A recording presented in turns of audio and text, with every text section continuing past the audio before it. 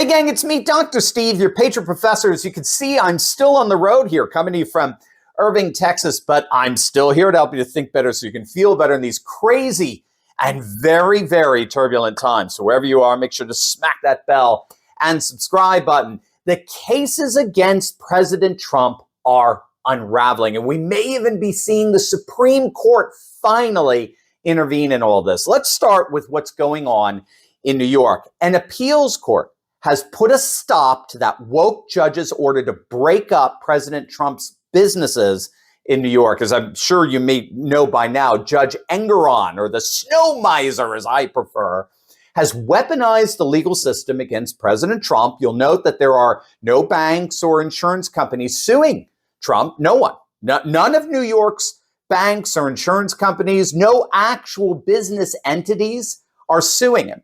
And that's, of course, because every single one of these banks did their own due diligence in estimating the worth of Trump's properties. And that's the key. They, the banks and insurance companies, determined the worth of Trump's properties. But the state of New York, through this Maoist judge, is accusing Trump of, quote, overvaluing his properties. So they're fining him hundreds of millions of dollars. They're in the process of trying to break up the Trump organization and seizing control of his properties, including Trump Tower, and even penalizing his kids, for heaven's sake. His kids are being brought into all of this. It's utterly insane. Well, thankfully, a New York appellate court has just stepped in and canceled Judge Engoron's ruling that forced the Trump organization to cancel business certificates and appoint receivers. So for at least the next month, this judge can't touch Trump's company. It's a huge defeat for the state's case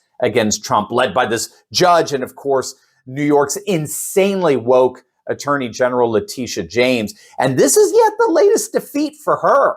I mean, if you recall, on day one of the trial, the judge conceded that the statute of limitations are in effect on transactions that have closed prior to 2014, which means, according to Trump, that basically 80% of this case got thrown out on day one.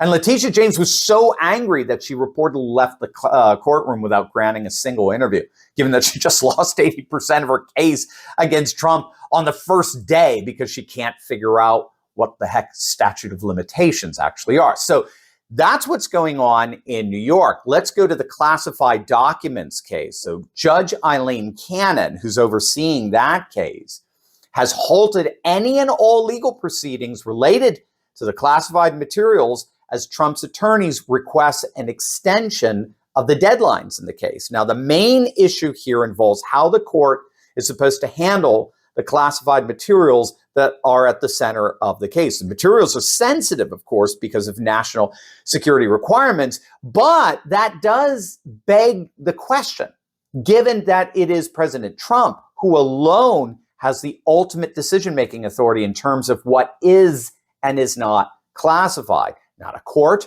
not a bureaucrat, or any other unelected official. But regardless, the judge in this case established several deadlines for ruling on those issues, and Trump's legal team has filed a motion asking her for a 3-month extension, complaining that they've still not been granted access to significant portions of the materials that they have a right to see based on discovery. So it looks like this whole attempt at weaponizing the legal system against Trump is starting to meet some significant obstacles and barriers in the courts, which of course raises the question, when will the Supreme Court finally intervene in all this? Well, we may have just gotten an answer on that. But first, you need to click on that link below and get yourself our brand new Trump for Speaker gear to show your support for the populist forces that are amassing across the country. These shirts are going to send an unmistakable message for all to see that we, the people, are taking back control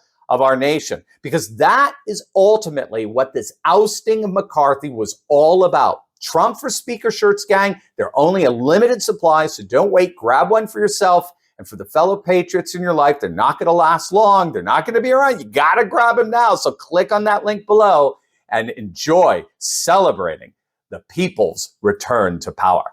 Just a few days back, President Trump filed a motion to dismiss his January 6th case pending against him, citing presidential immunity as a grounds to dismiss the case in its entirety. Now, this is huge because the motion equally applies to the Fulton County prosecution as well.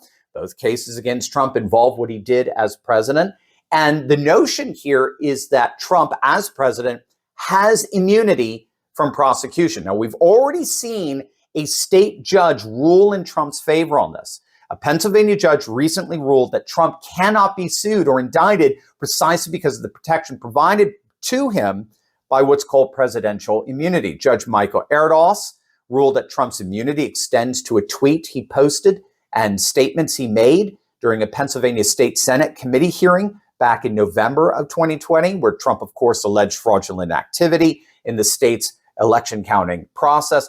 The lawsuit against Trump was brought by one of the supervisors of Pennsylvania's voting machines during the 2020 election. And that supervisor claimed that President Trump and others, Rudy Giuliani in particular, had conspired to slander him, caused him to receive death threats, and even suffer, two heart attacks. Poor fellow. But according to this Pennsylvania judge, Trump's actions are indeed protected under what's called presidential immunity. Now, this protection comes from a Supreme Court case called Nixon versus Fitzgerald.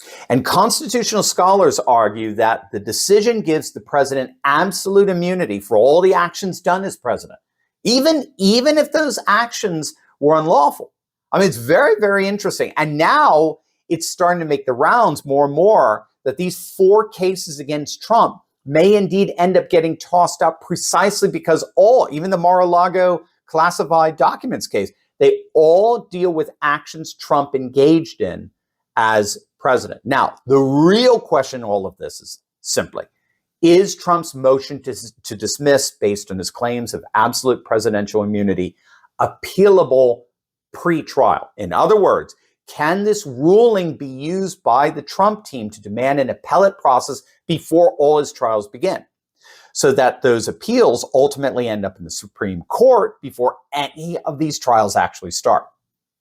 This wouldn't affect the New York trial, by the way, because that involves actions Trump took before becoming president. But all the other cases, all the 4, have the potential of collapsing if Trump's appeals to presidential immunity are found to have a pre-trial legitimacy, which means that the appeals process for that immunity would end up in the Supreme Court, and their ruling could just throw this whole thing down. So all of this is to say that Biden's attempt at jailing his main political opposition may indeed end up backfiring once and for all. Hey gang, I know what it's like to feel alone out there in these turbulent times, but I broke free. If you too have been looking for a community with like-minded patriots who are serious about resisting globalism, building a parallel economy, and having intelligent and deep fellowship on a regular basis, then you've come to the right place. In my Courageous Patriot Insiders community, we're building a close-knit movement of, by, and for patriots who are breaking free from the outrage and despair cycles of the mainstream media and taking on the fight against globalism. Every week, I deep dive into the content I can't share on big tech and give you the cliff notes on the truth of how patriots just like you are building up their communities, starting patriot businesses, and fighting the woke in both public and private. All with a few history and political lessons from yours truly, of course. If you want to stop feeling alone as a patriot and stand together with this fast-growing community, be sure to click on the link in the description below. Don't wait. Join me and my Patriot Coalition today, and let's get fighting.